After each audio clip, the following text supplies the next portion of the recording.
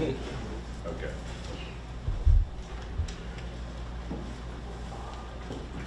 Good.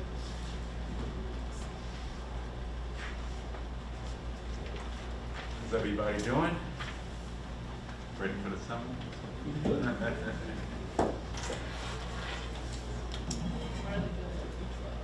Yeah.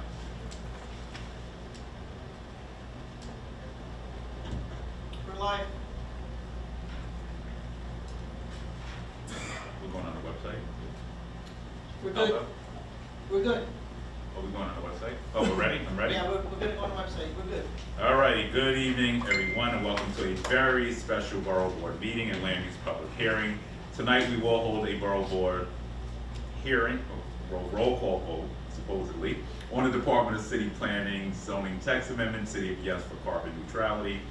Each member of the Borough Board will decide to vote tonight in favor of or against the citywide zoning text amendment. First, let's determine if we have quorum.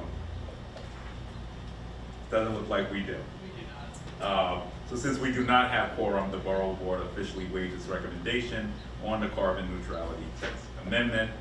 And then, of course, I will still issue a recommendation on this text amendment on or before July 3rd, 2023. So I guess we'll open it up, Vicki, and we'll start a discussion around what are the things y'all want to see in it.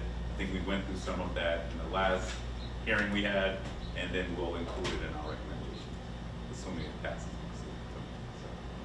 Yeah, I can pass the mic to anyone who wants to give a comment or ask any questions. We have someone from DCP here, Jasmine Tapali.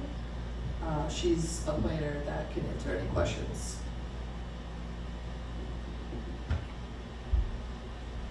Everybody stand up at the same time. No, I mean. Yeah, at the time. Speak now, forever hold your peace. Oh, yeah, okay. Thank you, Mr. Borough President. I just want to comment in case some of you might have missed it. Right now in Texas, once again Texas, they are facing power problems with their grid.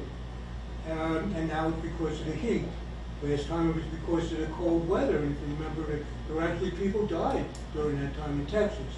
And my whole concern with this has always been that we don't want New York City to become Texas. We don't want our power grid to fail, especially in the summer and especially in the winter. So I just say we all take a close look at Texas and see what's happening there, and make sure that this is really ready for prime time.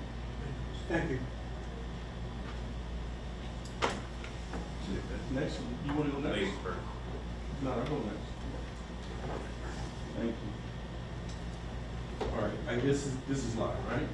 Okay, hello everyone. Borough President Richards, very nice to be here. Good to see you as always. My name is Frank Taylor. I'm the chairman of Committee Board 3. My land use committee and also my board and myself have voted no on this issue because we like the neutrality, we like the clean air, but who's paying for this? There's been no answer to who's paying for this. I have co-op owners, I have homeowners, building owners, they're passing everything on to the people who actually live there in these apartments or co-ops. I should say co-ops, not apartments, excuse me, at the cost of $45,000 or more. People in New York should not have to pay this. The simple fact is that the electric companies, Con Edison, National Grid, they get huge subsidies, not only from the city, but from the state of New York and also the federal government. None of these are being passed down to their customers. They're giving customers PACE loans, which is ridiculous. PACE loan means you don't own your place anymore. You can't get a mortgage, you can't get a second, you can't get a home equity, you can't get anything if you have a PACE loan on where you live at. These are the, oh, I'm sorry, sir. No. These are the things that we're concerned with in Community Board 3, which consists of North Corona, Jackson Heights, East Elmhurst. The people are being squeezed so much that they can't afford it. And if you're a single person, if you're a family even, if you're a retiree, who can afford a $45,000 bill? Along with the other bills that are going on now in New York City. So this is one of the reasons why we voted no. to this because there's no clear plan as to who owns this, who's paying for it. And we don't believe that it should be our neighbors and, as you said, your customers. The second reason is a monopoly. Monopolies were illegal in the United States since, I think, 1940, 1950. It might have been even before that with Ma Bell and all these other places that broke up because it just wasn't fair. So in my neighborhood, over the winter time, our electric bill was $670 some odd dollars. Now, I'm in a lucky position, I can afford it, but could my neighbor afford that? And then who do you have to go to argue with? To say, well, I can switch off, I can do this. You don't if you do it this way. And also the third thing is the grid. I'm not gonna be too long, but that was our third issue, was the grid. We have brownouts all the time. And in fact, this winter, we had a brownout, which was very unusual for New York City. Usually it's reserved for the summertime, but we actually had one this winter. So again, Community Board 3 says no. And I just, and let me just add, because I think we're conflating local law 97. This is a zoning text change that has nothing to do with that. This enables us to have more flexibility to address some of the issues, long-standing issues around ensuring we can do solar canopies, ensuring we can get electric vehicle stations. And I don't know if you want to respond to any, I don't know if you can, but if you want to respond to any of this. But this is not local law 97. This helps to relax things related to zoning that make it hard to actually get to where we need to go as we try to reach that goal of reducing carbon emissions by 80% by 2050. So I don't want to conflate the two things. Mm-hmm. You know, I will also add that the mayor was at a town hall. I was at a town hall he hosted in Flushing, I think 2 weeks ago, where he talked about, and I know we've talked to the Department of Environmental Protection as well, the commissioner, around tax abatements and tax incentives, and it seemed like the mayor is entertaining that, so we're waiting to hear a little bit more on what that's going to look like. But based on some of the things he raised in the town hall around this, I believe we will get there, and we've been working very closely with the commissioner. And the bottom line is we all are going to pay for this, you know, and I just want to put that out here. These frequent storms that are coming that are going to hit Queens, we're going to end up paying a lot more money in the long term to rebuild people's homes and to rebuild the infrastructure in Queens. So I just wanted to make sure I put that out there, especially as someone who represented the Rockaways. And I will also add that as we talk about overtaxing the grid, you're correct. We are, right? Solar panels enable us to get you off the grid. Geothermal technology allows us to get you off the grid. So I just want to make sure that we and I'm not here to tell you how to vote, and I definitely hear everybody on local law 97. We've raised an alarm about it as well. We do want the goals to be reached to reduce carbon emissions based on what we're encountering in Queens. But also, we understand that these are middle-class homeowners as well. These are not rich folks, so we shouldn't be treated like somebody on Park Avenue, you know, if we're in Laurelton Co-op Gardens or some other co-ops in Queens as well. So I just wanted to make sure I put that out there. But this is one way to relieve pressure on the grid, even as we, in this building, look to put solar on the roof, right? Because the city also needs to lead by example. We have to lead by example in a lot of these areas as well. So I just wanted to throw that out there, just basic things. Solar parking canopies, a bill I worked on in the city council, you know, providing opportunities for onshore wind applications, expanding rooftop and yard allowances to accommodate increased need for outdoor electrified equipment like heat pumps. These are all things that in the event of a storm will help protect residents across Queens. So I just want to make sure I put that out there. But I definitely hear everybody on local law 97. There's been no shortage of opinions on it. Well-intentioned bill. We have to get there. Everybody has to do their part. And we look forward to hearing from City Hall and how they're going to make sure that we can incentivize homeowners, co-op owners across the borough as well. I don't know if you wanted to add. Yeah, one last quick. Thank you. Can you all hear me? Great. I think the only last thing that I'll just emphasize is that the idea behind this proposal is to try to decentralize our grid. So a lot of like adding this extra energy sources that isn't just only from Con Ed will help distribute local energy like in our neighborhoods. Because right now, a lot of like that local community energy can't exist because of our zoning laws. So by us doing these changes, it could expand the opportunity to have more local energy and less reliance on Con Ed. Thank you. And I don't want to talk about my battles with Con Edison. Going back to the time when I was Environmental Protection Committee Chair, where it seemed like there was certainly slowness towards getting these very things we're trying to get done here. They have been good partners recently, and there's still a lot more work to be done. I'm going to go to Betty. You got to use your mic because we're live streaming. Well, because Go ahead, you got the mic, Brian, go because first. we have a meeting tonight, Mr. Chair, Mr. Borough President, and Scott is coming from City Planning to do a presentation to CB 13. But our Land Use Committee voted yes for the text amendment and to do the presentation for the board tonight. So probably our board will vote yes, but I'm just here to represent CB 13, Brian Block, chairperson, and our Land Use Committee did vote to support the text amendment.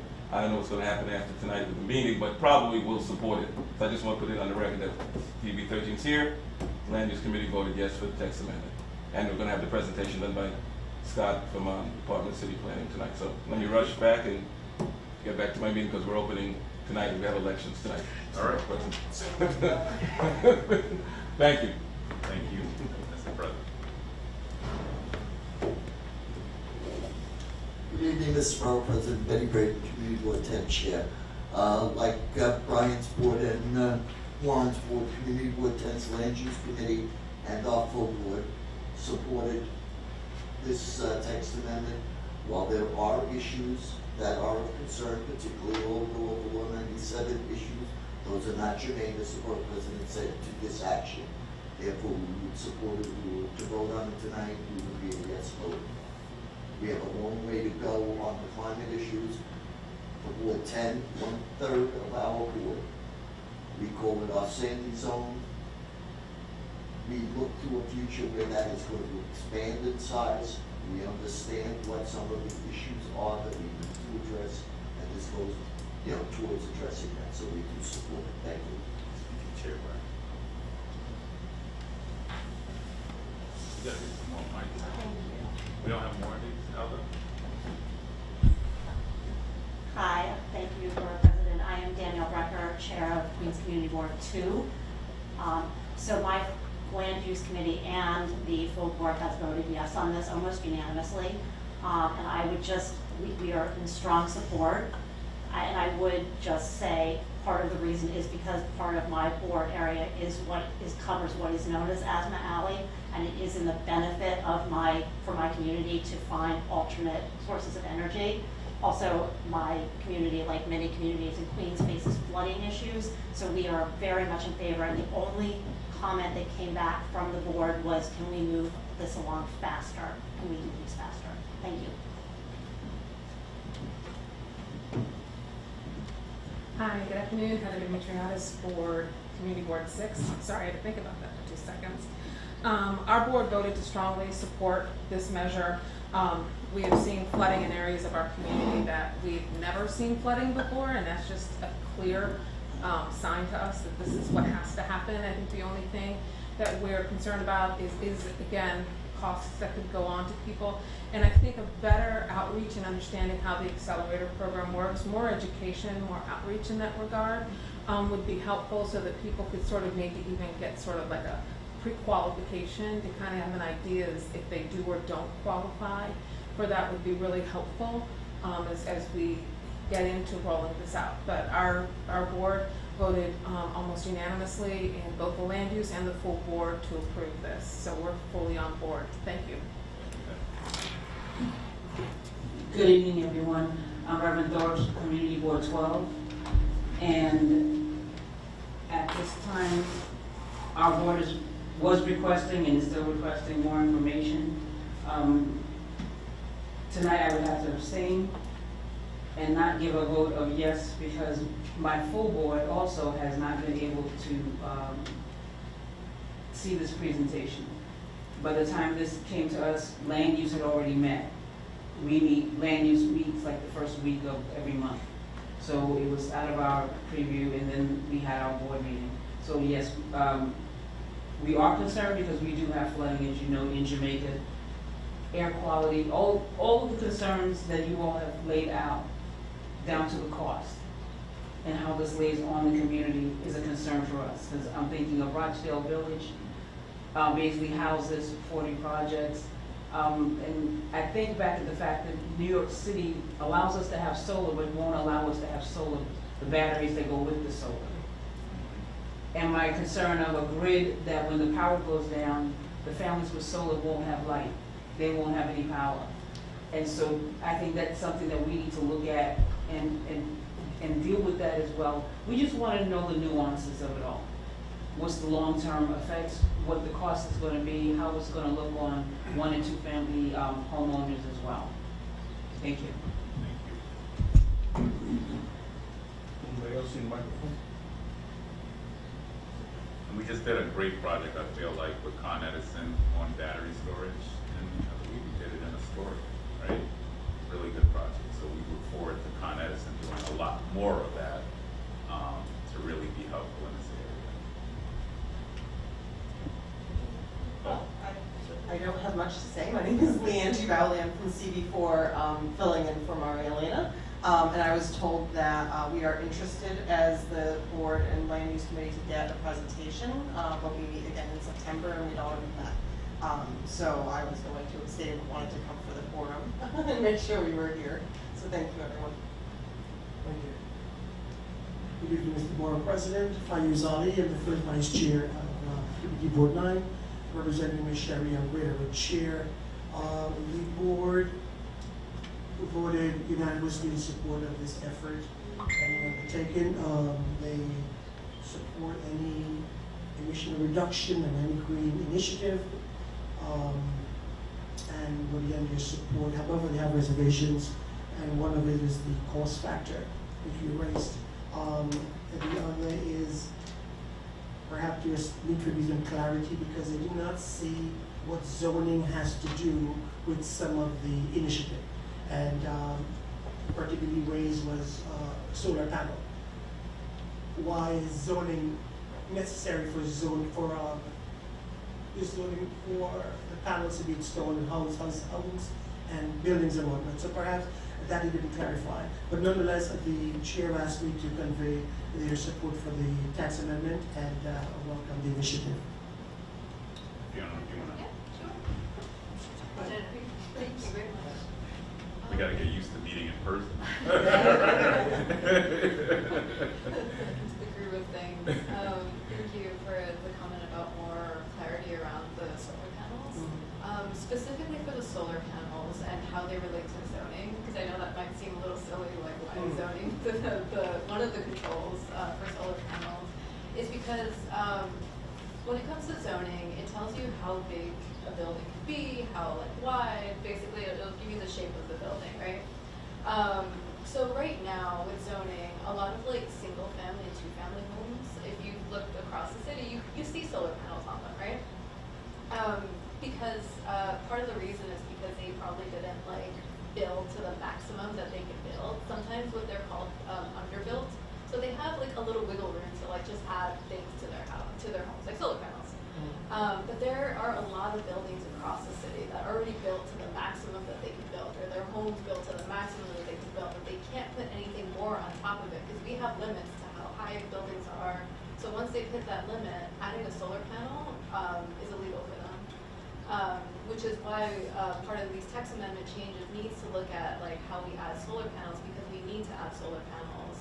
So that ended up being a huge barrier because for many buildings that want to put solar panels, they can't right now. So this is offering that relief to those buildings that are already built to the maximum that they can be built.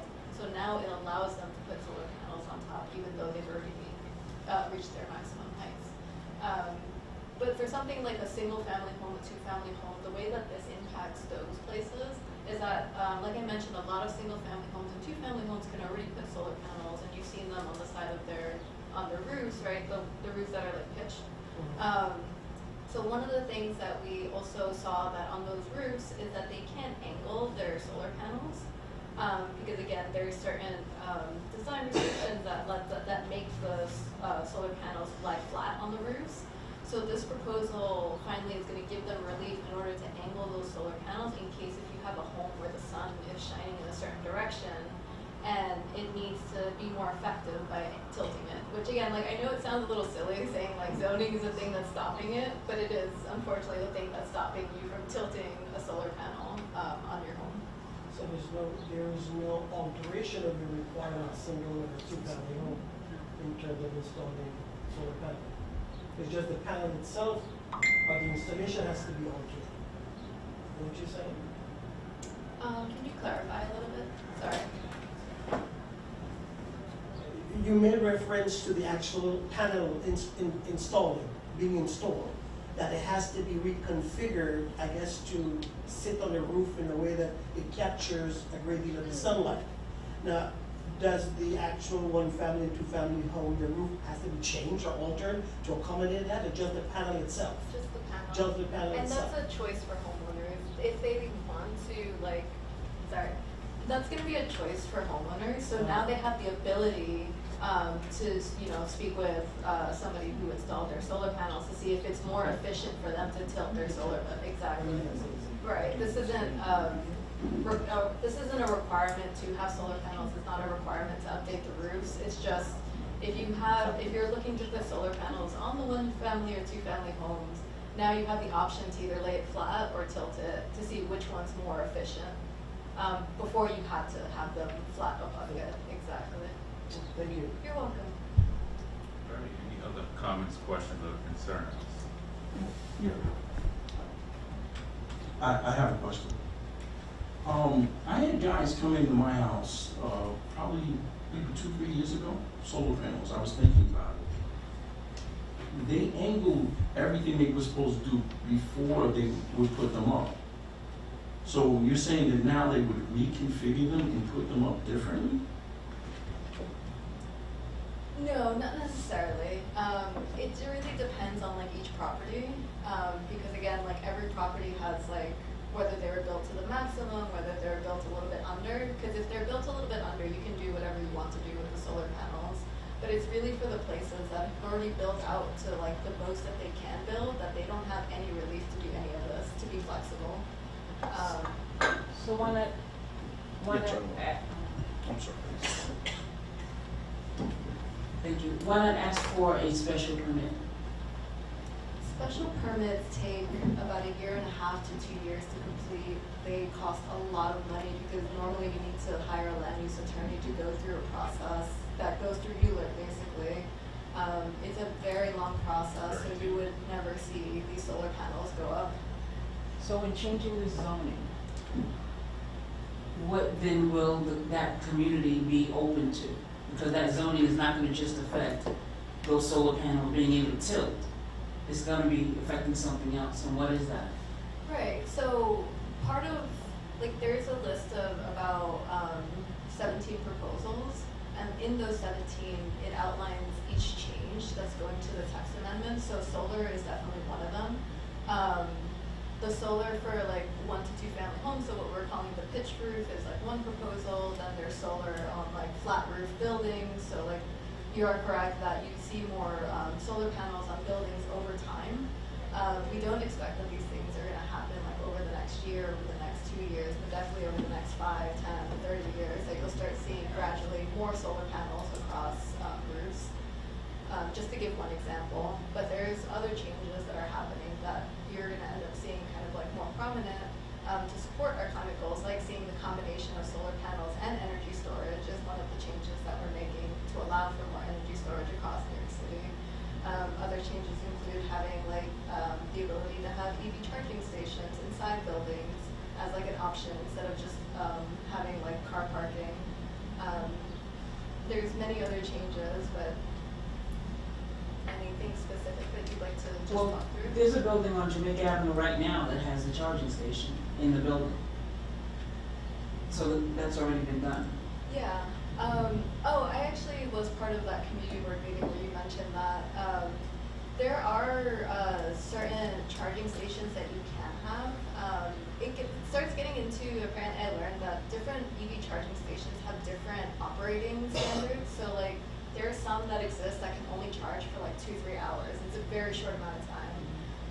But there are other ones that apparently charge much quicker now, but they involve like more power. So those are kind of the ones that they're trying to look at to like advance the technology available for EV charging stations. Because apparently they differentiate kind of the levels of charging for those stations. Thank you. I have a follow-up. The gentleman, of course, they referenced something that is important. I had 2 companies came to my home, solar panel, and they quoted something around in the area of about $40,000. Should I want to own the panels and whatnot? Now, let's say that an average homeowner installs something of that financial cost. Would that homeowner not have to pay a higher insurance premium in the event of a fire and that all those things get destroyed? It's a good question. I'm actually not aware about the It's insurance. probably a environment. question for your insurance company, right? Whoever does your home insurance. But I don't think that that's private. Okay. Yeah, so you would probably want to run that by whoever's insured now. All right, any other questions, comments, or concerns?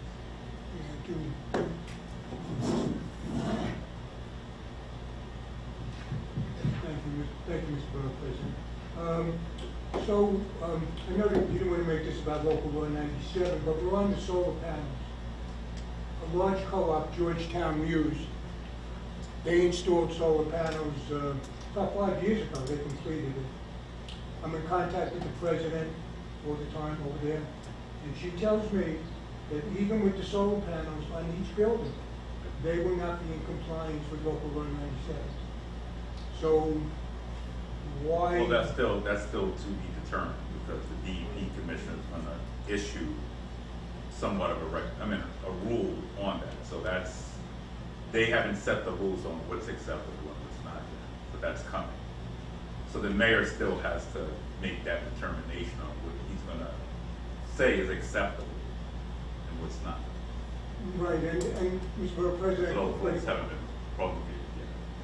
But according to the guidelines that have been issued by the City of New York and the Department of Buildings and the energy consultants that Georgetown Muse has hired, they will not be in compliance DEP with commissioner has not according made to that. the guidance that is out there. That's right now, but the DEP commissioner has not issued any recommendations yet, so that's TBD still. Okay. And I think the mayor somewhat has alluded to the fact that he wants to be flexible here, but we'll see what that means once they come back. We all anxiously await. I can't wait for him to issue. All right. Did we get through everybody's comments and concerns? All right. So we don't have quorum, so I therefore will be obviously issuing a recommendation, which has to be in before July 3rd. Yeah. Oh, okay. Yeah. So are we gonna send them copies, or, all right, so we'll send around whatever we put out. I mean, I anticipate I'm gonna vote this, to say that on the record. Can we ensure that your recommendation reflects that the consensus here this evening was in favor? Yes. And if you have any recommendations, I would also say get it to Vicki by tomorrow. Because my hope would be we do everything early, we don't have to wait until last minute. So by Wednesday, I'm assuming she's gonna come in my office with a big piece of paper to sign. So it'd be good for everyone to have their recommendation. And we will try to add some language around local law 97 in it as well, even though it has nothing to do with, but we want the mayor and the city planning commission to also hear, where we're coming from there as well. So there will be some language on that. With that being said, do I just close this meeting out? All right, have a good night. See you on July 10th is our next. We have borough boards in the summer. July. Try. Isn't there? Oh, it's a joint, okay. That's the last one. Ready to go on vacation? All right. All right, have a good night, everyone. Thank you. Danielle.